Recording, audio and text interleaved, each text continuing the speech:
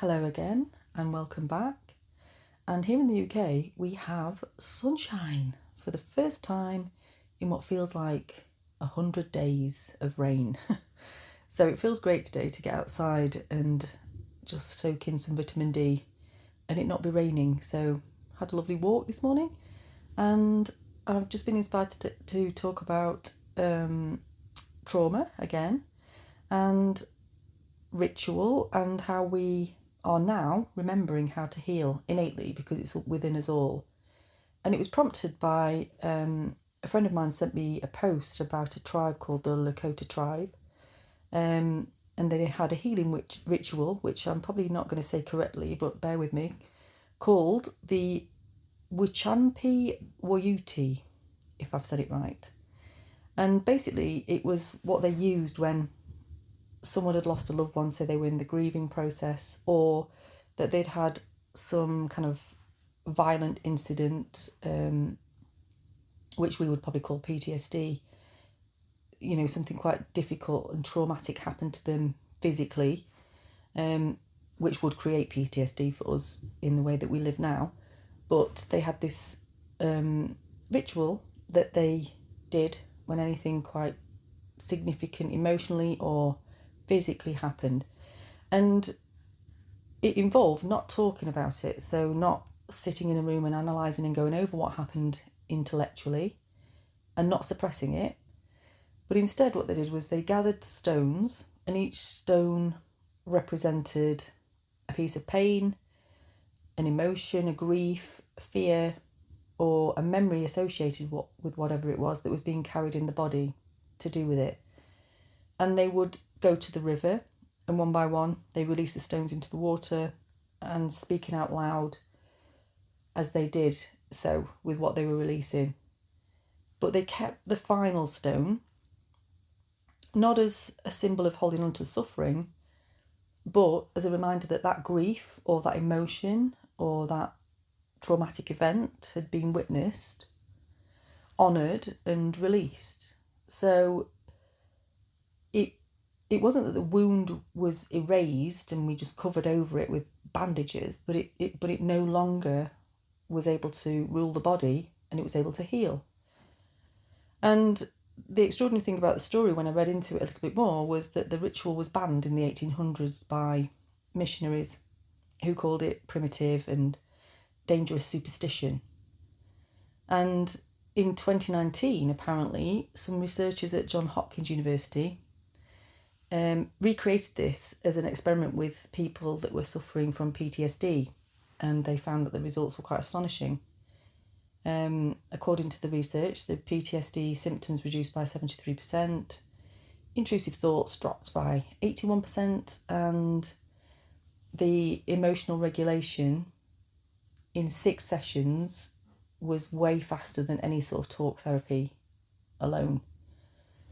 And they came to the conclusion that that happened because the physical act of releasing objects while verbalising trauma engages both hemispheres of the brain, and normal talking therapy like counselling doesn't do that. And the Lakota tribe had a saying that was, the wound that is held grows and the wound that is released heals. So the brain doesn't need to do endless analysis. It does need a signal from the body that the pain has been seen and that it can have the signal to now let that be released. So the brain communicating with the nervous system. And I know that most people in society now, and definitely the people I come across with, are carrying, I call it a rucksack of rocks. So they're carrying heavy stones, and it might be from decades ago.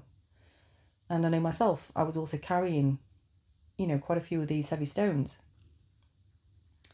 And when I read it, I smiled and was really kind of joyful within, because I just thought this is exactly what I do with my clients, just in a modern therapeutic language. So I developed a very simple technique called the emotional release technique, and I call it ERT, a bit different from EFT, which is tapping, but it is just a way of really allowing the emotion, the energy in motion, to be guided through the body.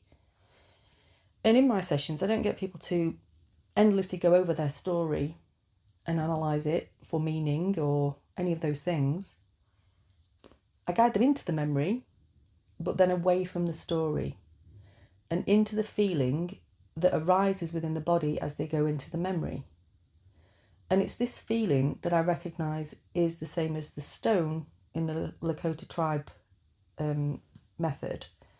So what we do then is we stay with the sensation in the body, and I keep guiding them back to that, because the mind's going to always try and take you into the story. So we keep coming out of the narrative and just focusing fully with the sensation in the body, the emotion. And we keep breathing into it with our awareness. Our awareness is fully focused on it, honouring and allowing and acknowledging it, and fully allowing it to be there. So we're not running away from it. And this awareness on that sensation, which is the rock, allows it to start to dissolve and start to move through the body, which is what we are designed to do. As this technology we have called the body is what it's designed to do.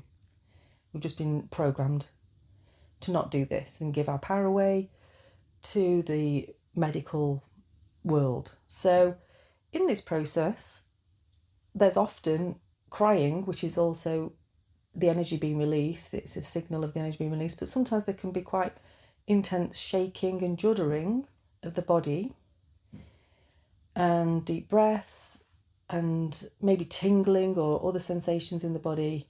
But just as this is moving through, there sometimes is heat or coldness. And this is us fully allowing our nervous system to do what it's been designed to do, but just being not kind of, we're not allowing that to happen generally, because we've been taught to move away from anything that feels difficult or uncomfortable.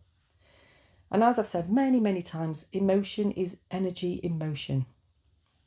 And when the body is finally allowed to complete that motion, the signal is sent to the brain, it's safe to let this go now. And then what remains after this letting go of this energy is just the memory without the emotional charge.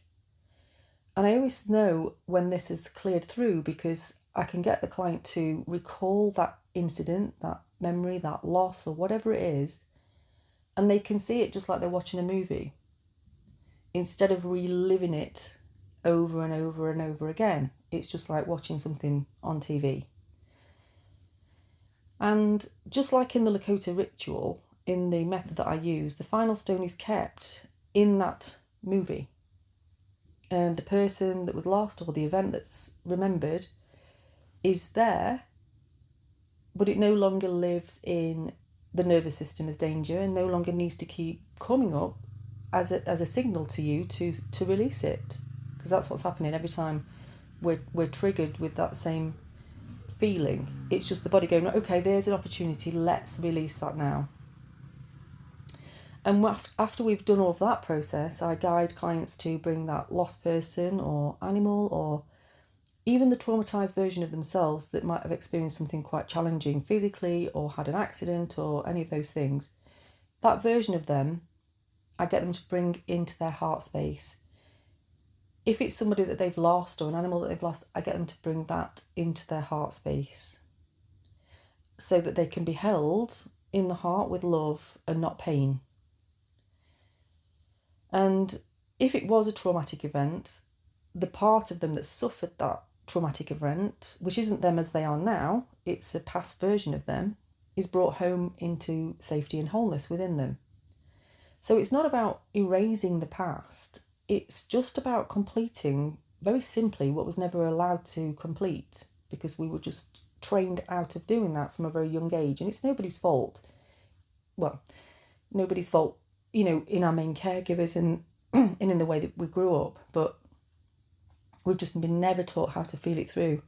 So I work with people with PTSD quite often, and I notice that something traumatic happens and then the symptoms can intensify over time. So the intrusive thoughts get stronger, the anxiety gets more difficult, their world starts to shrink because they start avoiding things. So they avoid situations, people, places and things. And then there can be an emotional numbness. And all of those things, by getting louder and louder, is the system just trying to find a pathway of release to do what it does naturally. It's just trying to do that, and it's just not given the conditions in order to be able to do that effectively. And this is just because we were never taught how to feel uncomfortable emotions, and we suppress them again and again and again. And what we resist, as we know, persists. So it's just a very clear example of that.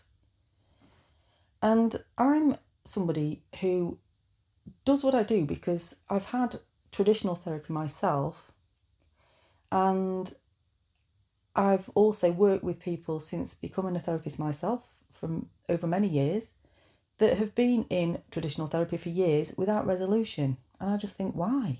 There must be something missing here. And for me personally, when I was in therapy myself, all I was doing was talking about the problems. So kind of like stirring the mud at the bottom of a glass of water and in the session, and sitting with the sediment. Then you leave the session, then the sediment settles, and then you go next week and you stir it up again. And it just continues the process. It keeps you focused on it, and all we do is just keep stirring it up. The body goes, okay, right, well, let's release, and then we don't do that. We just let it settle again, and then we do that again. Now, what I see the difference in the way that I work is because we are a spiritual being having a human experience, the awareness that is us, that is our spirit, our soul, our consciousness, is what is the missing link. So I see that part of us as like pouring continuously pouring water or light into that glass. The more water you pour into that glass, the sediment rises, and then as you stay with that process and you keep pouring the water within the glass by keeping your awareness on it, it then starts to pour out over the sides until you have a fully clear glass of water. So it just flows out naturally, fast, gently, and completely. And this is what science misses in all areas, not just in healing, but, science is incredible, and it explains so much about how things operate, the laws of gravity and all of the things that we know work in terms of this physical part of this reality. But it misses a crucial element, which is consciousness, the spirit, the awareness that you are, that we all are, that is everywhere. But the indigenous cultures never forgot this. They always knew this. They were fully linked with that. So the healing for them was never just chemical like it can be for us, or mental. It was a spiritual, emotional, physical and communal, and that's how they did it. But we've been programmed to forget this, and we've been taught that healing comes from white coat people, doctors, nurses, people in the medical profession, and pills and drugs. And obviously there is a place for medication, I'm not saying that, but keeping people on antidepressants for life or other drugs for life is just incredibly profitable. And true healing isn't. There's so many simple things that we can do for ourselves that give our power back, that don't make money for the pharmaceutical companies. So very simple things, and I've seen lots of evidence of all of these things heal people from quite serious things, like fasting, for instance, gives the body time and space to start to recalibrate and heal. Feeling through emotions, like those stones that we've pressed down, just again frees the body. It just flows through. Our breath, our awareness, any sort of ritual, and our presence. So there are powerful protocols for things like cancer that don't make billions, and there are emotional healing methods that don't create dependence on drugs. And it's obviously deeply threatening to these old systems. Now, when I was still teaching and I started on this kind of therapeutic journey myself, I had a mission, and I actually started something called mindfulness in education. which I wanted to really get the message out there with every young child, to teach them how to feel difficult emotions through the body safely.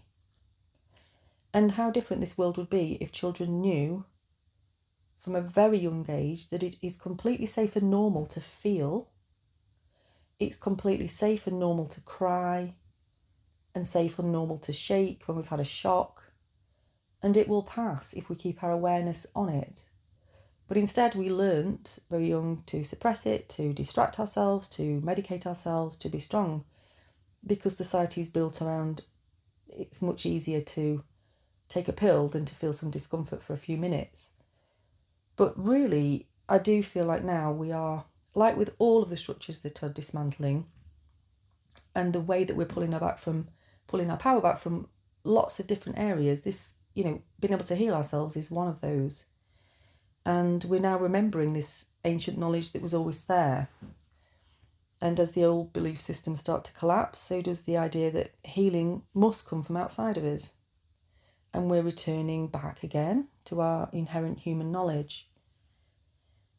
So the Lakota ritual and modern neuroscience and my own work all point to this same truth, that healing happens when pain is witnessed, acknowledged, honoured and allowed and fully felt, and not analysed endlessly. It's completely how the body was designed. It's not when we feel something uncomfortable that there's something wrong with us or we're broke. It's completely normal. We're having a human experience. But our system is incredibly intelligent. It's the most amazing piece of technology when it's operated to its most optimum capacity. The body is designed to heal. And when we honour both the science side of things, but also bringing in the added element of the spirit, the consciousness, and the mind and body together, we reclaim something profoundly human. And the wound that is released heals. And we can put down that giant rucksack of rocks and move forward with freedom. So I hope that landed with somebody today. I hope it helped somebody. And I'd love to hear your stories as usual. And I hope you have a beautiful day. Enjoy the sunshine if you're in the UK. And I will speak to you in the next one. Thank you for listening.